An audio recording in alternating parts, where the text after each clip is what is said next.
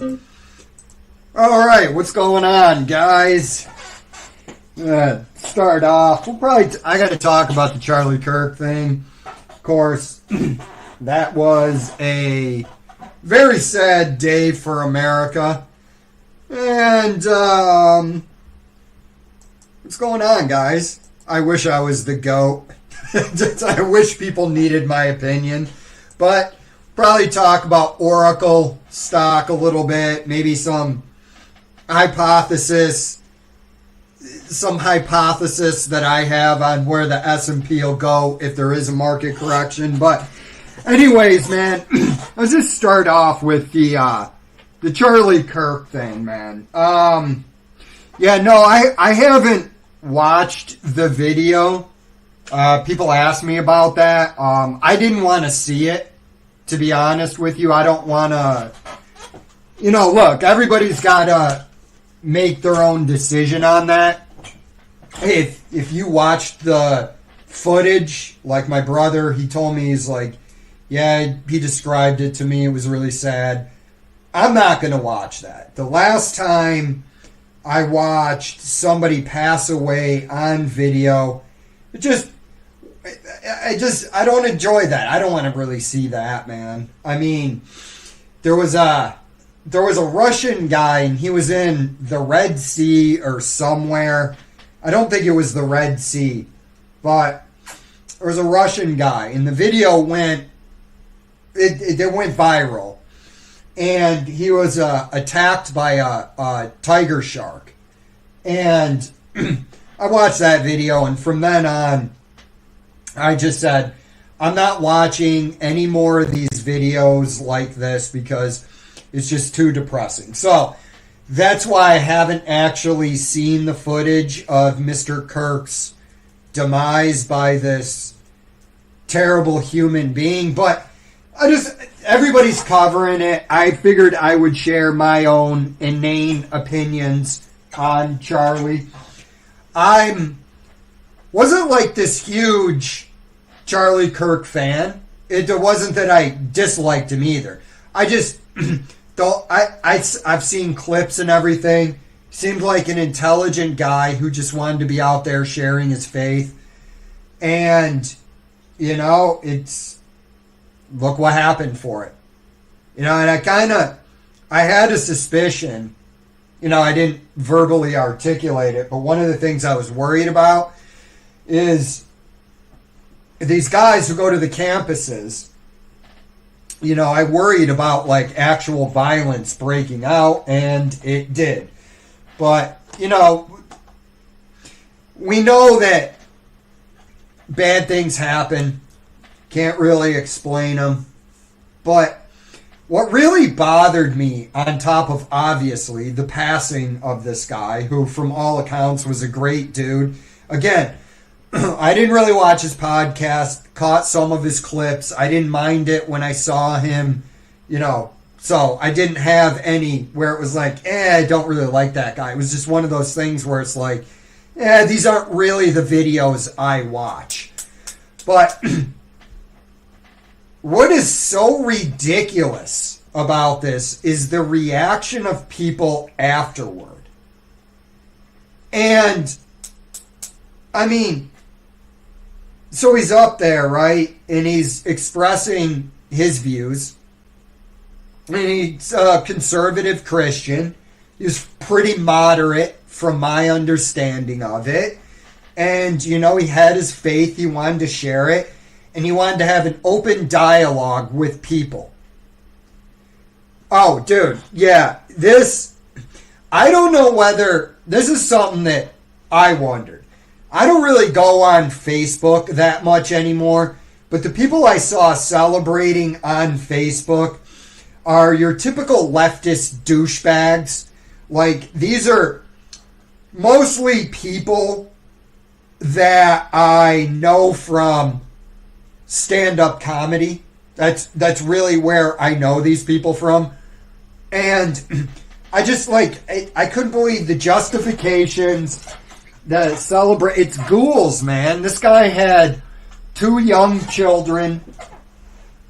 I think they're 3 or 4 and maybe a year. I don't even think that.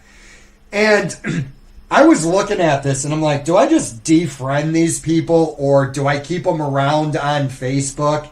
I don't know what to do because I don't take Facebook serious.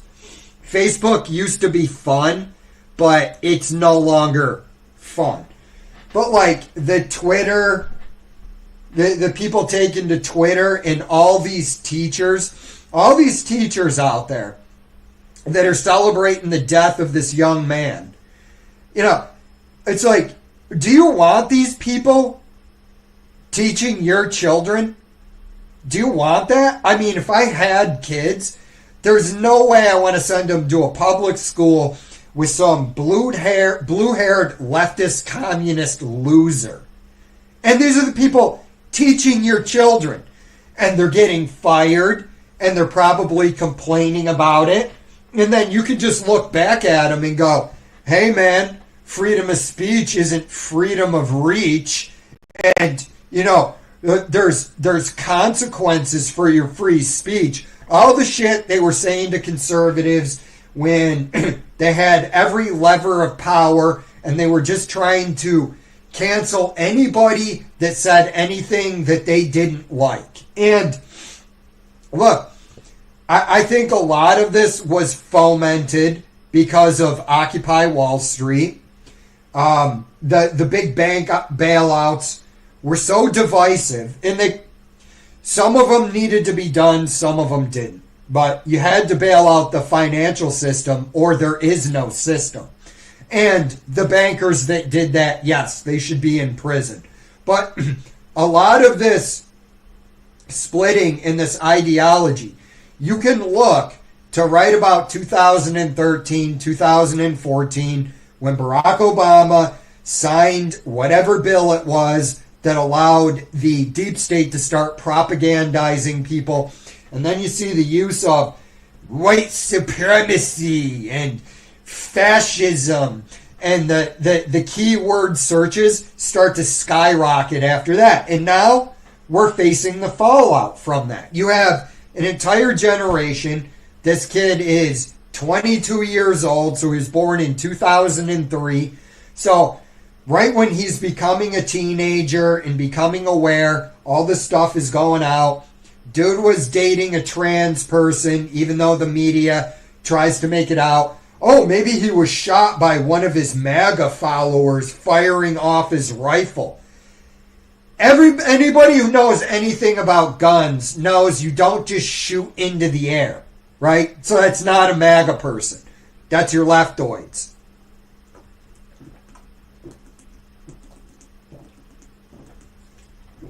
Sorry, I need to chug some water. But I don't know where we go from here. I mean, literally, you have ghouls and just these nasty people. And I know a bunch of people that I guarantee they weren't posting on Facebook, but they have those beliefs. And this just goes to show, right now, basically in this country, we're at a standstill. You know, like, where do we go from here? Because the left clearly does not have a live and let live philosophy. Like me, as long as you're not bothering me and everything's consenting adults, I just look at you and I go, play ball. It's not really my business. I don't care what you do. You know? Like, you want to get dressed up in a French maid outfit and have your gay lover beat you with a feather duster? That's not my business. I don't really care. It doesn't involve me. But these people cannot allow you to have opinions outside of theirs. They are a bunch of pseudo-intellectuals that memorize bullshit. Like, I had one guy on Facebook going, you know, all you guys talking, you should read about the social contract from Hobbes' Leviathan, the Rousseauian social contract, and then the John Locke social contract. And I'm like, or you could devote your time to skills that actually make money. I know all the flaming elites love to read the Rousseauian bullshit on the social contract or whatever, Hobbes and Leviathan. I'm not reading 16 fucking books from Hobbes on the machine state. I don't want to read it. But yeah, these people are pseudo-intellectuals. They're basically a death cult. I don't know what to tell anybody at this point. Like, you need more evidence that these people are a death cult. Like, they want to murder children in the womb, and then once your children go to school, they think they should be allowed to indoctrinate them with their stupid religious beliefs, because the left is a secular religion. And I don't know. I don't know what to tell people. I just thought, it's basically my opinion on the whole Charlie Kirk thing. Like, it was one of, I'm saying, because I don't really know how to put into words, like, what we witnessed there. We witnessed a guy trying to have a dialogue with people he disagrees with and understand their position, and they shot him for it. And then people were celebrating on Facebook. It's a sign of the times, man. It's a sign of the times. Agree with me, or, I'm going to shoot you, or whatever. However these people think. It's ridiculous. Let's do some comments on this, because I kind of don't want to really let the comments get out of control like I normally do. Good evening. The GOAT, we need your opinion now. I wish I was the GOAT. I guess I'm not. So Cassine. Yeah. No, 100%. Like, yeah, that's why I didn't watch it. I couldn't do it. I was like, I'm not going to watch a guy that, for all intents and purposes, from everything I know, is a good man, just get gunned down by that. But, to each his own. I've talked to people. They said they watched it. I don't want to see it. What's going on, Gil? Yeah, I was sad for like 2 days afterwards that this is where the discourse goes in this country now. And then you have people that are trying to justify it. And you're like, dude, listen, go away. This guy was a beloved celebrity that, yeah, RIP, late great Charlie. True legend. Yep, he was and he was a really intelligent dude who was just getting better at having conversations. Well, dude, it is what it is. I don't understand Chris Norland to begin with. I don't understand how Chris Borland, whatever you want to call him, I don't understand how this pseudo-intellectual has 340,000 subscribers. Like, I really don't. Dude, I don't really understand YouTube. I thought I did, but I don't. I don't understand how some people have... It has nothing to do with my channel. I realize my channel is basically a talking hippo. But there's certain people where I just go, who watches these guys? Who gets an alert in their feed from Chris Norland and goes, oh, I can't wait to watch this video. It's the same thing with Scott Schaefer. I still can't figure that dude out either. But yeah, like, Chris Norland has 340,000 subs. Apparently he still does finance videos, even though he knows less than nothing about it. Yeah, doesn't surprise me. He made a video on him, man. There's like Destiny and Hassan Piker, those grifters. I guess they were celebrating it too, but whatever. Said he was a bad guy and implied he deserved it, and said that by not doing things... I don't understand how Charlie was a bad guy. I mean, I'm not the most knowledgeable on his views, but he seemed like pretty moderate to me. Charlie had a lot of strong beliefs that I agreed with and a lot I didn't, but I love how he would debate anyone and everyone in a polite way. Yeah, dude, I agree, man. He was always polite and professional. I can't do that, man. I realize I just get annoyed when I'm having a conversation with somebody and it's in bad faith. I don't even want to continue it at that point. It's like if you're competing with me or you're just trying to win, I'm like, all right, dude, I'm not going to do this. Oh, yeah. I mean, he's debating 18-year-olds who are indoctrinated in college. You know, it is what it is. But the dude was pretty knowledgeable to be able to just go up there on the fly. Strongman thinks we shouldn't be reporting people who celebrate his death. He thinks it's a feminine thing to do and thinks that it can make... I don't know that I'm going to report anybody for the things they say. I probably wouldn't unless it was like, this is totally a hypothetical, but... You know, if somebody was saying they were planning a Terry attack, yeah, I'm going to turn you in because can't have that. But I'm kind of on that too. I'm like, you know what? Eventually it will come back to you. So it is what it is. Okay? It's a hard subject. He has a point, and it's sad we even have gotten to this point as a country. Yeah. And I mean, again, I had thought this for a while. In seeing those outdoor events, I was like, somebody's going to do something stupid. Yeah. And they did. I hope this guy, who's 22 years old, okay, I hope he enjoys the rest of his life in prison. I mean...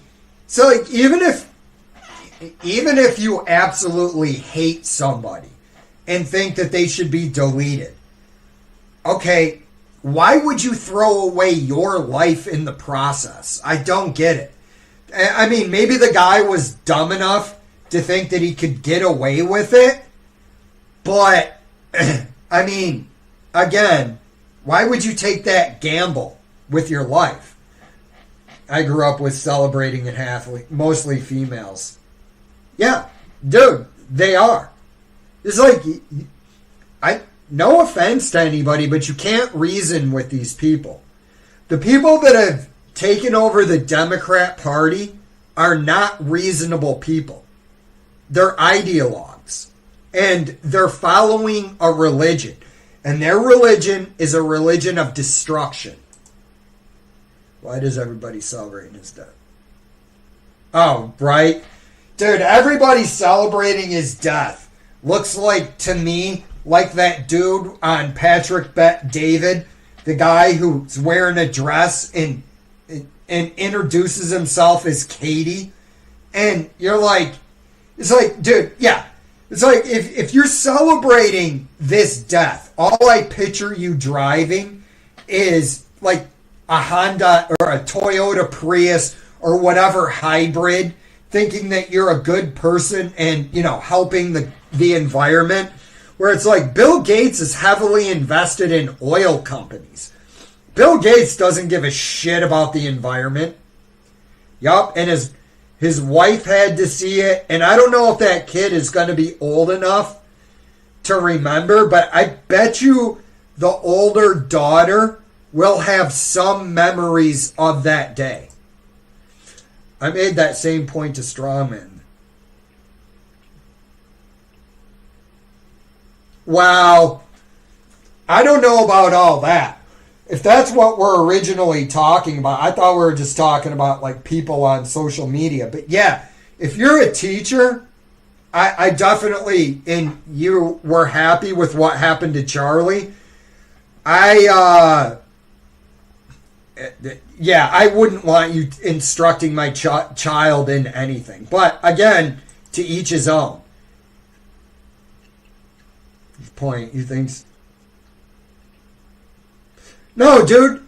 Well, here's where I'm going to have to disagree with Strongman. The left are entirely about power and domination. They're going to do it anyways. Doesn't matter whether you do anything to them. They're coming for you. They don't like your ideology, and they think they should be able to use force against you. So, like, the whole idea that the left is going to retaliate, the left was already doing it under Biden when they had the levers of power. So who cares if they retaliate? If they retaliate, we retaliate. You know, that's just the way it's going to have to be until they get the point that nobody wants to be around them except other leftoids. I'm really hoping I hope a lot of people on the left are going to look at the people celebrating this and say, how can I be on the same team as... I hope so, man, but I don't think that's going to happen. I really don't. Yep.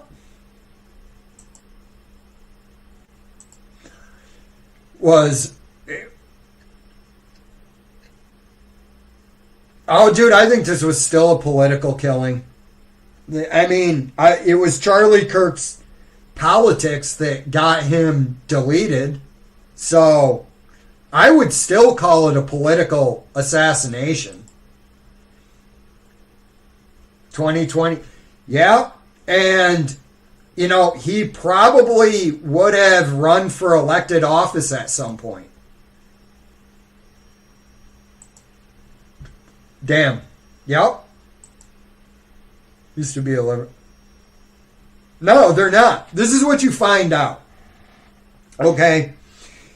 You know, for most of my life, I was politically homeless. You know, some of it was for me, what happened where I was homeless for a while. I came back to the right, but it was seeing the absolute disaster that there was the Bush administration.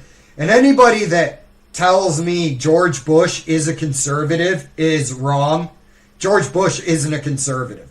George Bush is a liberal or a member of the political class. Like, George Bush grossly violated the Constitution, pushing through the Patriot Act. And yeah, I know Congress had to go along with it. And yeah, I know it's what the deep state wanted for a long time. But yeah, George Bush, you know, his presidency was so bad. You know, I kind of was homeless for a while. I'm like, I'm not a Republican. Am I a conservative? I hate all these labels. You know, my belief set doesn't fit into one of two categories. But, like, seeing everything with Trump's first term and then the Biden administration, yeah, it kind of is like, all right, I'm a conservative. I'll just vote Republican now. Basically, I vote along the lines of the Second Amendment now anyways.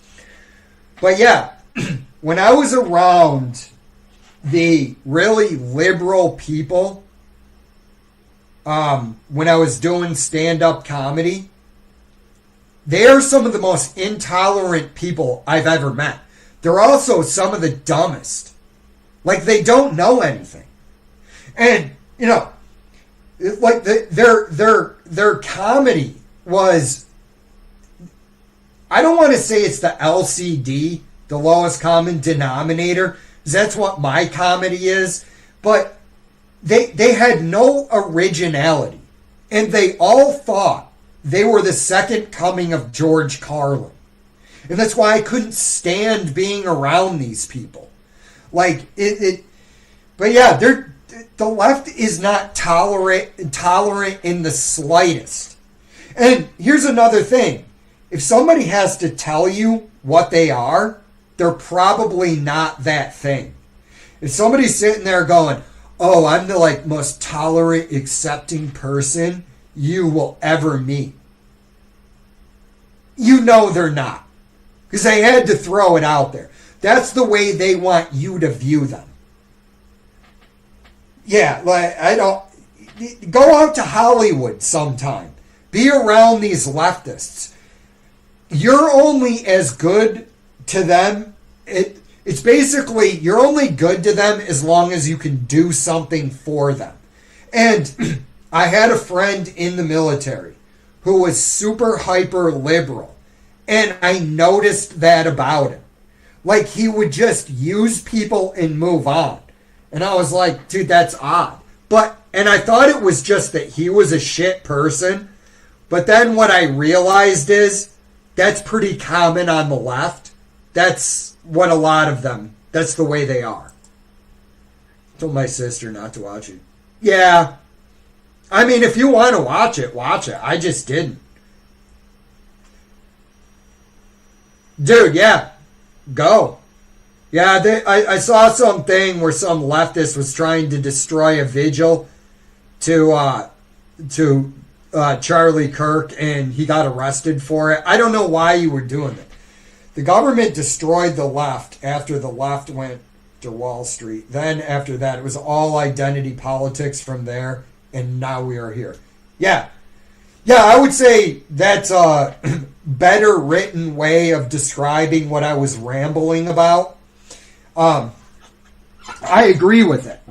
You know, you look at Bernie Sanders now. Like, they went to him and they were like, you better get on board, and now he's all in on pharma money, and, you know, he doesn't talk about the billionaires anymore, or the millionaires anymore, because he's one.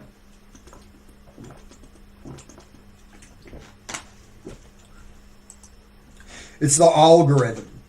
If you are new to YouTube, all the grifters get pushed to you. Ah, that's what... Okay, that makes sense. Because I don't really understand, honestly, again, back to Chris Norland. I don't understand who listens to this guy or why. It seems like it's all Trump hate, mostly. Talking about Hyundai. Sure, it's boring as hell, because Chris Norland is the most boring human. What's going on, brother? Allegedly, the guy said he would... Yeah, I saw that. His dad is a cop. You know, that's... Again, you know, the selfishness in this. You know, like, imagine being that guy's dad. You know, you're sitting there trying to be proud of your son, and you find out your son murdered a guy in cold blood. Yeah. I gotta finish these comments on Charlie, because I gotta stop talking about it, because it's actually just depressing. No, dude, the Outback's a good, solid vehicle. Not really, you know, I wouldn't mind driving one. I have my little Mazda CX-30 or whatever, but... Or is it? W. Nagy. I don't think it was against getting the... doxing them and reporting them to their employers. Yeah, that's not something I would do. Like, I'm not going to take time out of my day. Yeah, if I found out that, you know, my kid's teacher was celebrating it, of course, I'm going to have a problem with that. But look, dude, I'm just not taking time out of my day for these people any longer. I'm just ignoring them. Jay was a hippie. Yes, he is liberal. Yeah. I'm a little libertarian conservative. Will not claim to be anything liberal, except I agree in a... Well, I agree on abortion up to a point. I don't agree, like, I'll just say it now. I don't agree with, like, if you're talking about late-term abortions to me, we're probably not going to agree. But yeah, I do think I go to safe, legal, and rare. So like 12 to 15 weeks. That's what it is in Europe. That's what informed my opinion on it. And now I'm out of the debate. So it's like if somebody asked me, they said, Jay, do you think people should be able to get an abortion? I would say to them, well, I think it's murder, but whatever, 12 to 15 weeks. And then if the person comes back to me and they're like trying to get me to give more time, I go, no, I'm actually out of the debate now. I told you what my opinion is. It's not changing. I'm not going to change my opinion because somebody comes along and I say, well, what do you think? Well, I don't agree with late-term abortions. So 12 to 15 or 16 weeks, whatever it is. Well, Jay, have you heard about, haven't heard about it, not interested. This is where my opinion, this is what my opinion is. I'm not going any further. I'm not having an argument about it. I'm actually out of the conversation. But like, hear me out. No. What do you think of the possibility of banning? I don't think it should be blanket trans people, right? But if you're going to say to me, this is all I would say about it, and I actually don't agree with this law, but it is what it is. If you're going to say to me that somebody that uses cannabis loses their Second Amendment rights, well, then we're going to have to start talking about the other drugs and hormones that people are putting in their body. Personally, I don't really want the government to have the power unless somebody's adjudicated in a court of law. So, right, like, I don't like the blanket ban thing on anything because it gets into, it always spreads. Every time you give the government power, it may start out as a good idea, but eventually those same laws get applied to a whole myriad of other shit. Here you go, income tax. It was like the top, what was it? The top 3% were paying income tax when they instituted the Fed. Now everybody pays income tax. Okay, well, not everybody, but you know what I mean. It applies to everybody. So it's like, look, if you're going to say that you can't smoke weed and have guns, I'm kind of going to say you can't have cross-sex hormones in guns. Would I institute this law if I was king? No. It'd be like, look, man, if you think somebody is a threat to society, take them to court, adjudicate them, let me see what evidence you have against them. I don't know, not a 2A expert, not a legal expert, that's just my opinion on it. I try to tell conservatives all the time, stop trying to give the government more power. It never works out. Like, it's amazing to me. I'll have a conversation with a conservative, right? A Christian conservative. And we'll talk about having limited government. It's like, look, I look at it like this. Government is necessary, but it doesn't need to be inserted into every aspect of everybody's life like the left wants it, okay? But if I'm talking to a Christian conservative, they say, well, yeah, we want a smaller, limited government. Except we want the government to go after you for putting certain chemicals in your body. Some of which, like cannabis, is far less harmful or dangerous to you than, say, the SSRI pharmaceutical drugs or the pharmaceutical industry in general. So that's why I kind of sit back and I go, look, man, you may start with the no guns for trans people, but then this group will get included and that group will get included and then you'll get included in it. That's why I'm not a big fan.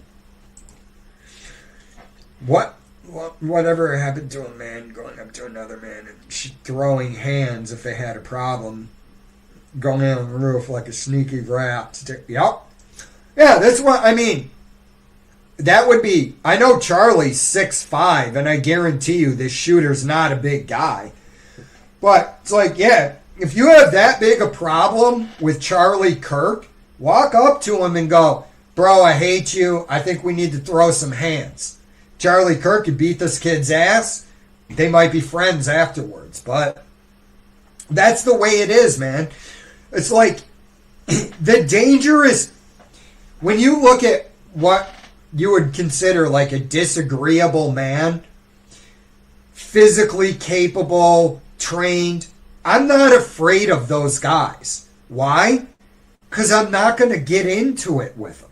Most of those dudes, and I've been around them, are cool as shit. If you did get into a dispute with them, you could throw some hands and it'll be over after that. But the people that terrify me are these weak little leftists, because they're not going to fight you in an honorable way. They're going to sneak attack you, just like what happened to Charlie Kirk. Well, it's like, I know there's a deep state problem with Matthew Crooks from Butler, Pennsylvania, but yeah, same thing. No chin, sneaky little rat, takes a shot at the president, probably MK Ultra'd up. I don't understand. As the joke I made about this guy, as I go, watch, cops are going to get to this guy's house, and all the silverware will be gone. It'll be professionally scrubbed, and you won't find any evidence in there.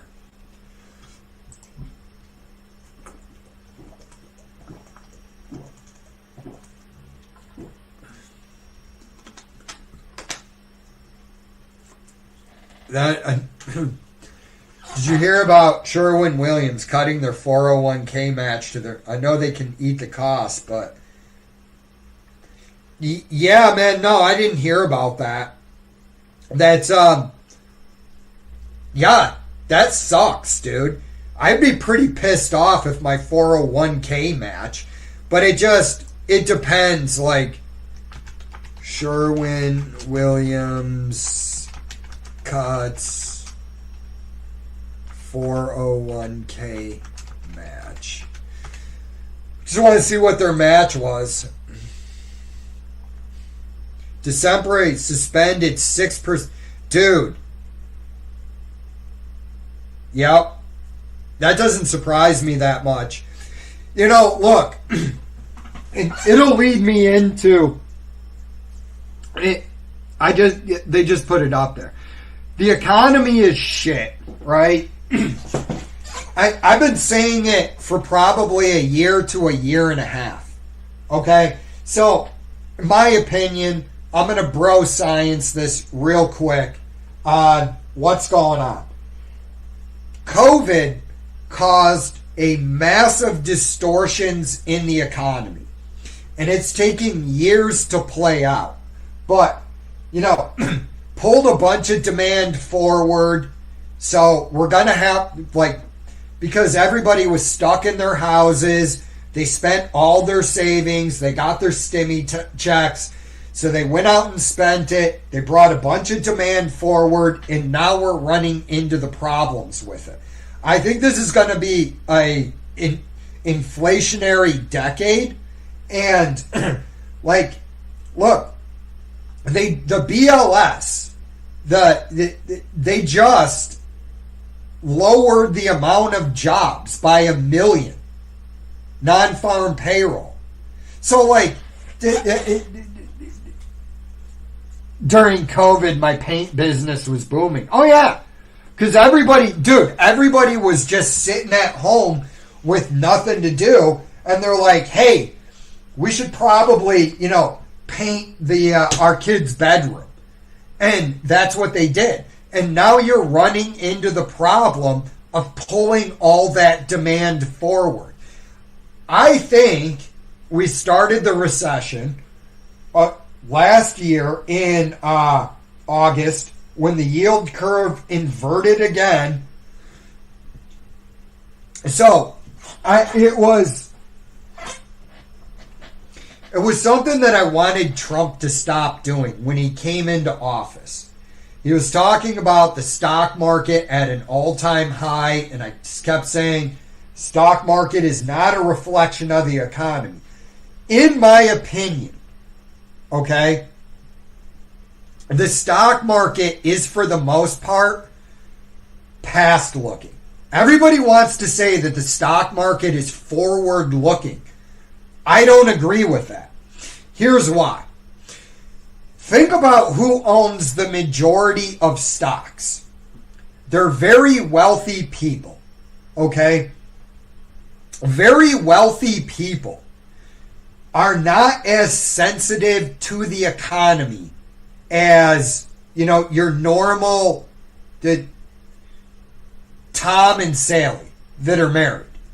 So, if the stock market was forward looking, it would be deflating right now. But it's not. But honestly, I think it's coming. I think it's going to start deflating probably about November to December. Because here's what I think is going to happen. And again, speculation here. If you're sitting there at home and you want to go, oh, but Noggy, you were wrong, when you predicted the stock market would start deflating. It's like, dude, it's really hard to predict the future when you got the Fed behind the scenes doing fuckery. We would have went into a stock market correction in 2023, but the Fed had to inject massive liquidity back into the market because Silicon Valley Bank failed and the stock market was dipping. It's all political, okay? I gotta stop saying okay. But my opinion on it is this is what's going to happen. Powell's going to announce they're going to cut. Now, let me see what the 2-year is. Let's take a look at the 2-year. See if we can guess what Powell is going to cut by. Okay. Current 2-year Treasury rate. What's the current 2-year? Current 2-year is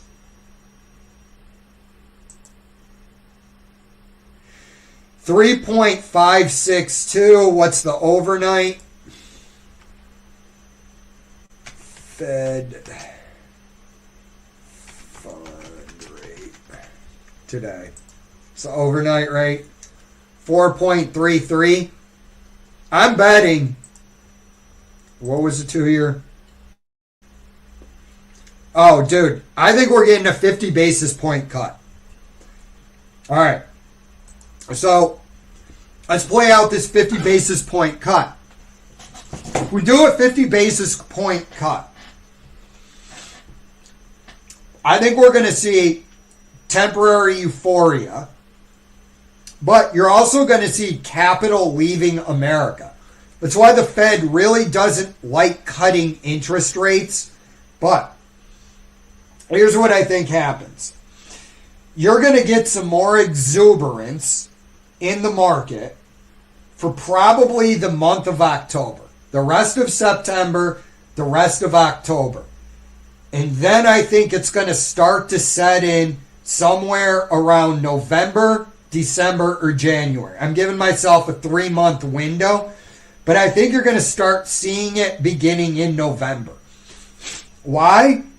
Well, here's what we know. The average length of a bull market is 5.6 years. And it takes about 18 months for whatever to work its way through the economy. The yield curve inverted last August. So that puts you somewhere in January, February. Depending on when you started the bull market, I think it would be somewhere around May of 2020. I'm saying probably about November is we're going to start seeing some deflation. Because, we got to look at this. Put this back up. Let's look at this. All right, we got Oracle. Okay, Oracle was the darling, like back here, right? God damn it, I gotta stop saying right. Tech bubble, you know, they were trading super high PE ratio. And then look what they did. It only took you a mere almost 20 years, 18 years to get back to where you were. Now, I will say this. If you had kept this stock and were investing the dividends and buying more of it because you were confident in it, your position would be much larger at this point. And you would have dollar cost averaged all the way through there. But we have a market cap of $820 billion, right? Oracle is an old established company. So we're going all the way back here to 1986, okay? This company's been around for almost 40 years, and you're paying a PE ratio of 67. So let's look at some of the ratios in here. Okay? Like right now, in my opinion, you know, this is just liquidity. This isn't value. This was never a buy for me. You are paying too much. All right. Right now, for a 40-year-old company, you're paying a PEG ratio of 2.71, an operating price to operating cash flow of 38. You have a price to book of 33 and a price to sales of 13. Let's look at your return on equity. Well, your return on equity is really good. Return on assets, all of that is good. For me, it's actually just about the price for this company. But let's look at $820 billion. How much assets do you have? You have $180 billion in assets. Okay? This does not strike me as a buy, and this is pretty typical when you're coming into the tail end of an irrational market. A lot of times you start to see strange things like this. Like, why is all this money suddenly floating into Oracle? Well, it's the AI hype. And you guys know on this channel, I've talked about it ad nauseum. I am not an AI bull. All of the stuff that is being said about AI at this point is almost verbatim from the 2000 high, the 99, 2000. The internet is going to change the world, which it did. AI is going to change the world, but we don't know how yet. And I've got to ask more questions about AI, because I seem to be the only moron out there who doesn't quite understand all the implications. Everybody else is a freaking expert on AI. We're gonna have autonomous robots going around doing the labor that nobody wants to do. Well, from my understanding, robotics at this point is not even remotely near that advanced. Okay, we're at the point now where, yeah, you can get one of those little automatic lawnmowers that go out at a certain time once you pre-program them, and they mow the lawn for you. Okay, great. But, and then everybody's saying, oh, we're going to have these AI factories. So, Jay, all you're going to need to do is take whatever pharmaceutical drugs that they want to give you, get in the pod, drink your bug juice, and finger your asshole a picture of Bill Gates. Okay, that's generally the consensus on the future I'm facing at this point. So, I have to get to like what I'm seeing right now currently that's in front of my face. Maybe I'm not seeing it. Maybe I just don't understand. But of what use is Grok, Chat GPT, or any other of the AI of the artificial intelligence programs? Let's say I'm an accountant. What am I getting for buying Chat GPT? Okay, I could probably actually justify the subscription because it's going to allow me to export data to an Excel spreadsheet. It's going to allow me to organize some things a lot easier. So I see it, yeah, as a necessary workmate. But what else is it going to do? Let's say your company produces the electric cables that we all need to get electricity supplied to our house. How does AI help you there? Let's say you're a welder. How does AI help you with welding? I don't know. Maybe it can. Maybe it will at some point. Maybe you'll have an AI welding helmet that helps you, I don't know, line things up or see better because you can use computer optics in there. But again, I'm not seeing how this applies to every business. How is Chat, because this is the story. We're going to have massive growth because of AI. How does Chat GPT help Chipotle? Outside of the example I gave you with an accountant or somebody doing the numbers behind the scenes. 20 to 30 minutes of saved time, not having to type in the numbers in an Excel spreadsheet. It does it for you. Okay, I see the utility there. But that's not getting us to how much money has been put into the AI development. They've literally spent trillions on this. And as we know, there is a price that is too high for you to pay because you're not going to make your money back. And with all this money coming in, then you have people that enter the marketplace. My exact points on Tesla. So I'm not really seeing it, but Oracle is a sign of the times we're in. You have a 40-year-old technology company that just jumped by $260 billion based on almost nothing. I mean, what's their revenue increasing at? Okay, their revenue barely increasing. Your income, I mean, it's going up, but I mean, not like substantial.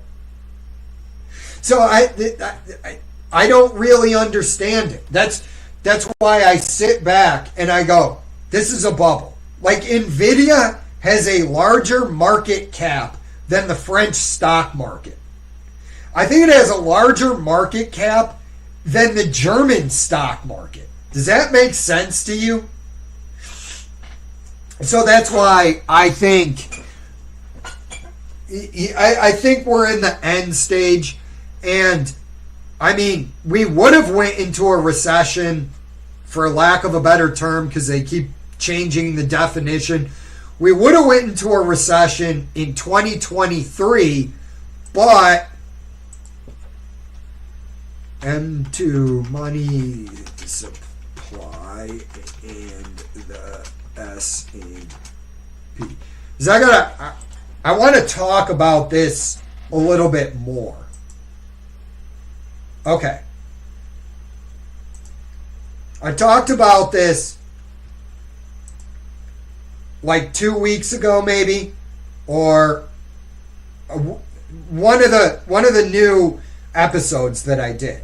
But here's your M2 money supply. Okay? See how it shoots up like that? Comes down, it goes back. There's a better picture of it. But the reason why I bring this up is this is where you are. And this isn't an actual accurate representation of it. because the M2 money supply currently, I think, is 22.5 trillion. Current M2 money supply chart. We'll get another chart going.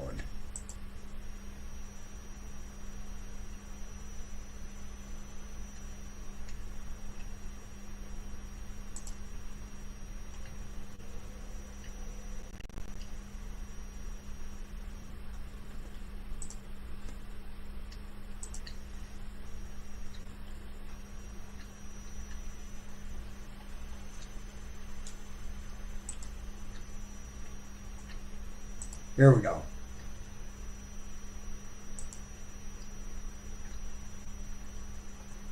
Not looking for global. Okay, so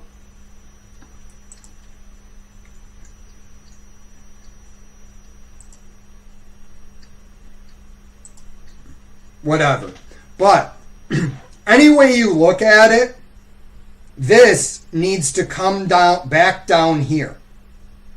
So, but it, like, if you're paying attention to it, you can see the massive run up in the M2 money supply that caused all of our inflation. Then Jerome Powell was dialing back the M2 money supply, and then in 23 it shot back up. So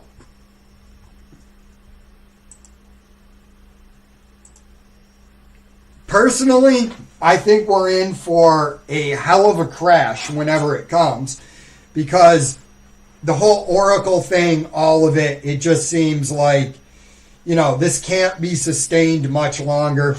I'm going to do these comments and get out of here.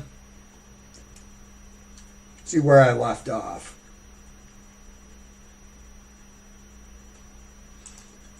What do you think of the oh, we already did that one. Yeah. Yeah. I got a job as a painter during COVID. Bro, I mean, whatever you had to do. I mean, there's nothing wrong with that. Rich white women were at home too long. Yeah, that's pretty much it. The awfuls, affluent white female liberal. Yeah, they pulled all the demand for. I mean, I remember listening to Dave Ramsey talk to this couple that during COVID, it was the most ridiculous thing ever. They added a like $100,000 addition to their house while they still had student loan debt. Money printer go burr. Yeah, that's basically what happened. And now they're dealing with it. Yeah. Yeah. The market is just propped up at this point. I mean, any measure you look at it, I just became obsessed with the M2 money supply recently. But any way you look at it, you know, we have a massive bubble. So when it crashes, I don't know. That's not a bad time frame. And I don't know if I would, what I think it's going to do is I think there's going to be a crash of like 10 to 20%. It's going to hover there and then slowly deflate. Because here's the other thing I've noticed. From the normies, there's way less talk of stocks. Like, normal people aren't talking about them anymore. So that's also a sign. Won't allow a sell-off. Right? I don't know about that. I don't necessarily think a lot of governments want that. I don't think a CBDC is going to work. I just don't know how you do that. Again, there's certain people that are not going to adopt this technology. You have a system that's already working. Maybe. I mean, it's a possibility. But even in Europe, there's starting to be resistance to the central bank digital currency idea. I was reading an article about that the other day. Give me 1 second, guys.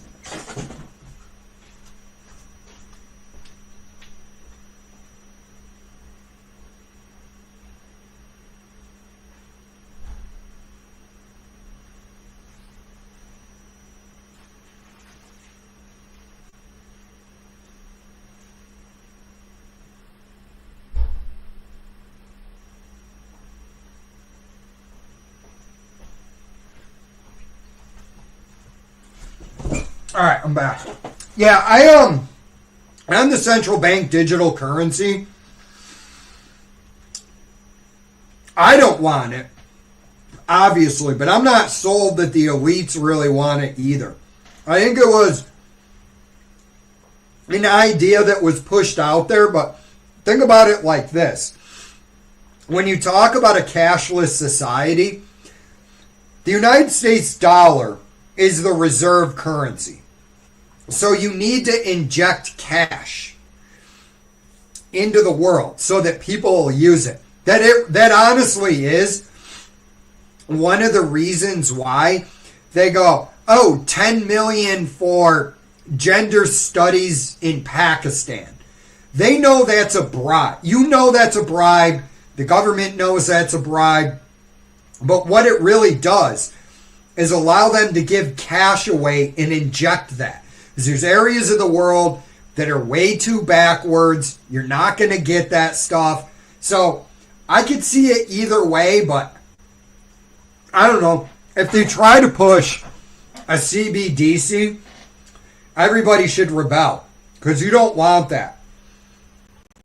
Once they control the currency, they're going to tell you what you can buy, what you can spend it on. You'll have a ledger of everything that you've ever bought. So it's like government doesn't need to know that your wife went out and bought a dildo. Okay? She was sitting there watching some Michael Jordan highlight reels, decided she wanted a giant black dildo. She went out and got it. Okay? Government doesn't need to know about that. There's certain transactions, especially of the 2A type, that are really just, yeah, you know, I have it, but you know where. You know, get to CBDC, find out I'm cut off from owning firearms because I'm a Republican, and they want me to get assassinated by some weak, fucking effeminate, you know, Antifa guy. Yeah, but I get that you say that. And you can have all the supportive measures you want, but there's a reason why it's called irrational exuberance. There's also a reason why it's called irrational pessimism. Both of those things happen. All it takes with a market like this, okay, is all that it would really take to spook these markets at this point is, let's just say something, there's bad news out of Europe about, you know, the Russian-Ukraine war. It's escalated now. Markets like certainty. So that's why Larry Fink said he would prefer to invest in authoritarian countries. But, you know, Larry Fink's an asshole, so who knows. But you can try and stop it, but once it starts, man, there's nothing you can do.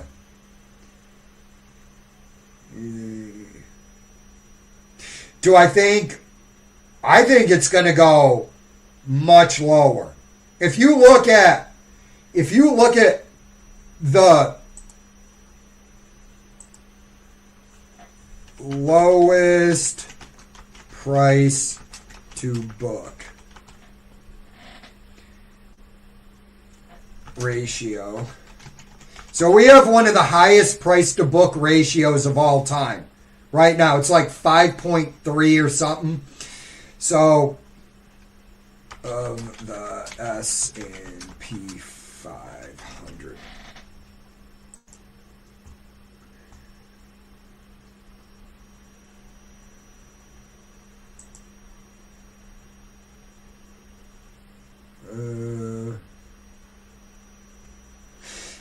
Right now, the price to book is 5.53, and I'm not finding it, but if memory serves, the lowest price in book of the S&P was like 2.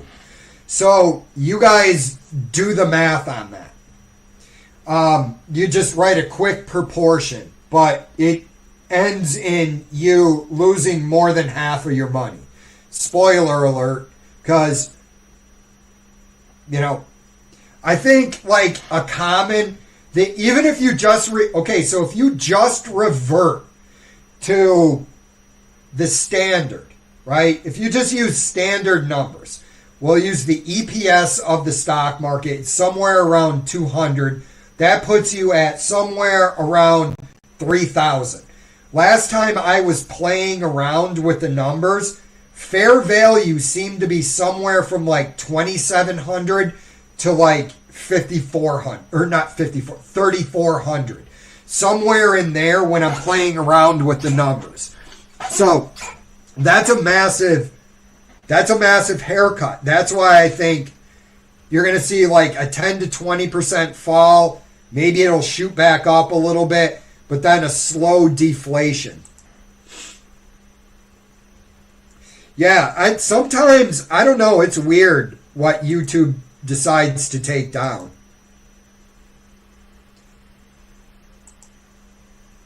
You should always have some dry powder. All right, brother. I'll see you next Sunday. Thanks for stopping by. No, it's not. Yeah.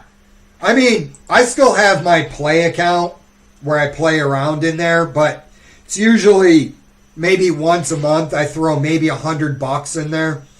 But yeah, I'm definitely not. Now is actually not the time to be a stock picker. Gil's 100% right.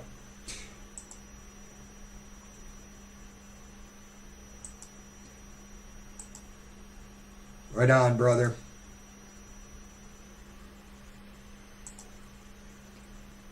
Well, I don't know about that, man. Again, with the AI thing, it's just so much stuff is unknown. This is what I point out about any technology. It ends up having uses you never anticipated. So, I don't know. Like, we'll see about like where AI ends up. People forget this huge... Yeah. Yeah, I know. That's what is actually happening. There's a lot of massive outflows on Wall Street. That's what they do. What they do is they take on leverage, they end up building a bubble, and in the end, what they want to do is they want retail to be in there so they can unwind their trades and get out. That's why the dot-com bubble bursting, it lasted for like, it was something from like 2000 to 2003. It was actually a long time where the market was falling. But yeah, that's what they do. Like retail is sitting there talking about their huge unrealized gains, going, bro, I'm printing tendies right now. Me, those are unrealized gains. You haven't gotten them until they're locked in. Then somebody will be like, you don't know what you're talking about. Like, okay. No. Designing tables with 5 legs. Yeah, pretty much. Yeah, I think that actually makes sense. I think a lot of it was all the leverage that people had been acquiring over 10 years. And I think Larry Fink went to the Fed during COVID and said you need to create inflation, allegedly. I think they saw that massive crash in the market and they realized that Wall Street firms were leveraged to their gills. So they had to flood the economy with a ton of money, or else a lot of these hedge funds were going to go under. That's what I think happened. I can't prove that. But if you look at the fact that you had artificially low rates for so long, what do you think Wall Street was doing? They were borrowing as much money as possible.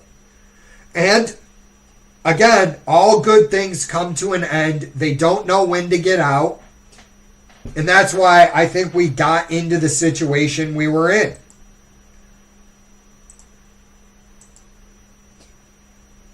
Robot isn't designing lines, though. It is making them based on already created input that an architect created. Yeah, that's why I don't believe the AI hype. What's up, Nagi? I agree. We're probably in a bubble. I've been buying a couple of past year and they're exploding. A lot of governments are buying gold to diversify. Yeah, I think a lot of that is, a lot of times the last part of the bubble is precious metals, because governments, central bankers, big players, they're looking for a hedge against deflation. So that's why I think a lot of them are buying up gold, because they see the writing on the wall.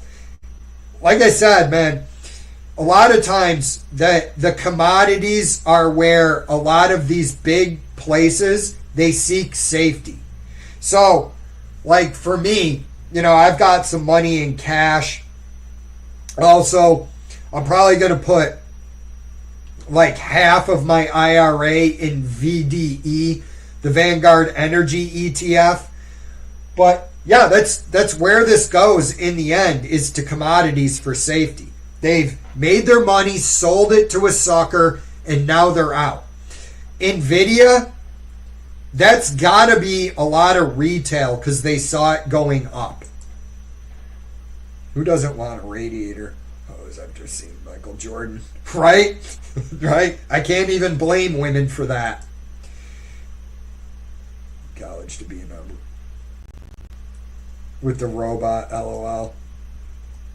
I approve. If it was... Oh, dude.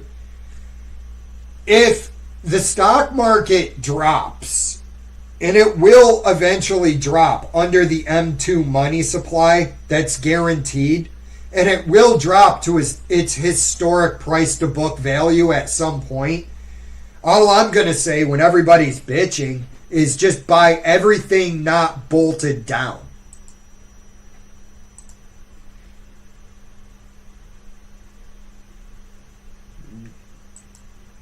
Yeah, I don't know, man. I don't know on the AI thing where it's going. Now is the time. Yeah, I'll amend that. Cal, you're bringing up a legit point. Now might actually be the time to be a stock picker, because there's probably some good deals out there. I mean, so look. Chevron. What's Chevron selling for?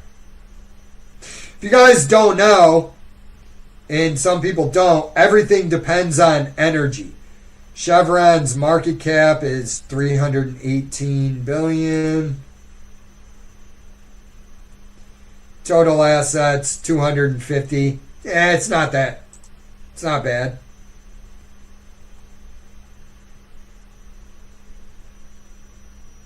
Probably close to the outer edge of its fair value. God, I really wish I would have loaded up on this stock during COVID. But yeah, they'll 157 if I could have bought. Yeah, bought it at 70. I still kick myself for not buying VDE when I saw oil go negative, because I was like, this is the dumbest thing I've ever seen. Like, oh, the age of oil is over. And it's like, no, it's not, dude. Oil is used in everything, including your electric vehicles. Platinum. Yeah, platinum. You have a legit point with platinum. That's needed in all these AI data centers.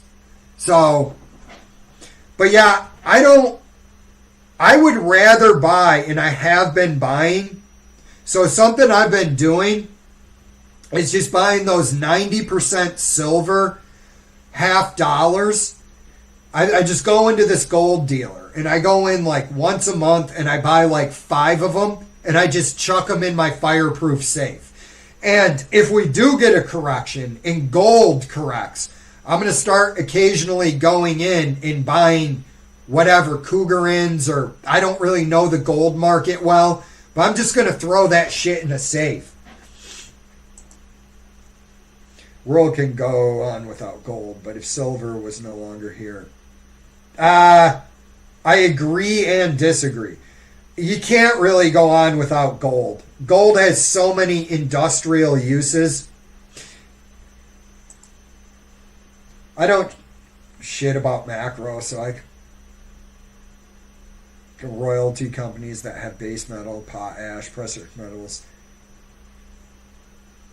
Oh, shit. Yeah, no, dude. That's smart.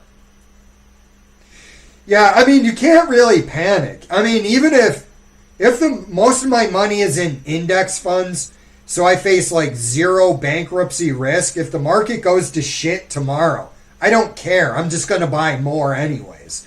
And that's what your attitude should be. Like George Gammon, who I normally like, and I agree with him on quite a bit, but he was talking about the S&P doing nothing for like 15-year time intervals.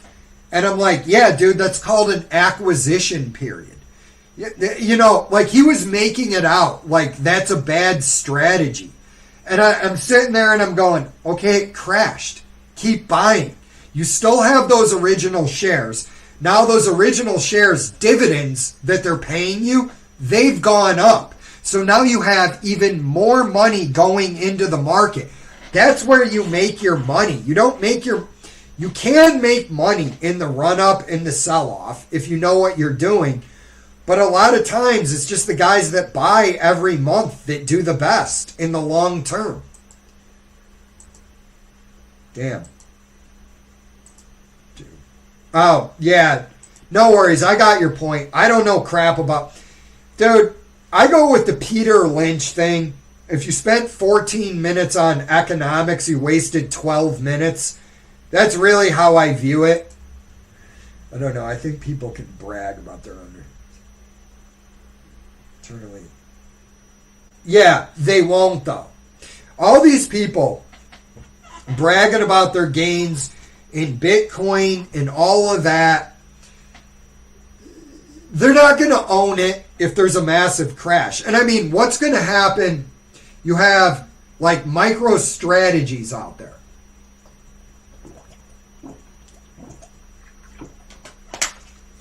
A ton of debt, and they were using that debt to buy Bitcoin. So Bitcoin, I believe the number is like 67,000. If it drops under 67,000, MicroStrategies will implode. Now, I think there's going to be a time, whether it's now, there's a market crash, or in the future, where Bitcoin drops under 67,000. That company's going to implode. I don't know. I think the whole thing's a mess. It seems like, to me, even gamblers don't know. No, they do, dude. Everything on YouTube, it's all fake. You know, like, again, Chris Norland is trying to give people financial advice. Because the YouTube financial system pays so well.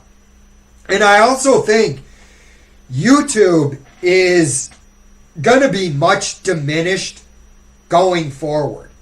Google subsidizes YouTube. And I don't think Google, I could be wrong, I don't think Google is a top 10 in the S&P 20 years from now. So what happens with YouTube? if they can no longer afford to subsidize it. Maybe somebody buys it, but I've never understood the economics of YouTube. I don't understand how people like Graham Stephan can make hundreds of thousands of dollars a year. It just doesn't make sense to me. Because I sit there and I go, if you're somebody advertising, you sit down and you look at the bottom line at some point and you go, what is my return on my money invested on YouTube? I've never bought a product advertised to me on YouTube. I don't know anybody that has. So there's that. Musa. What is that? Is that a ticker symbol? Murphy. What is this? What do you guys do? Motor fuel products. All right. Might have to look at this.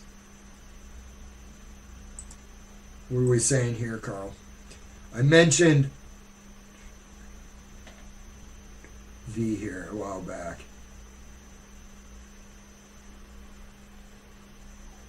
Damn, you did, dude. Good on you, man. Fuck Google. All right, guys. I'm at the end of my comments. I'm going to call that a live stream. Sorry, this wasn't the best live stream. It was a little bit, didn't really want to talk about the Charlie Kirk thing because that kind of bummed me out. But I thought I needed to, kind of put me in a little bit of a down mood. So I apologize. I just want to say thanks to everybody who hung out. I hope you guys have a great week. And I'll be back next Sunday. So thank you for your views. Thanks for hanging out with me. And you guys have a great rest of your evening and a great week. So I'm out, guys.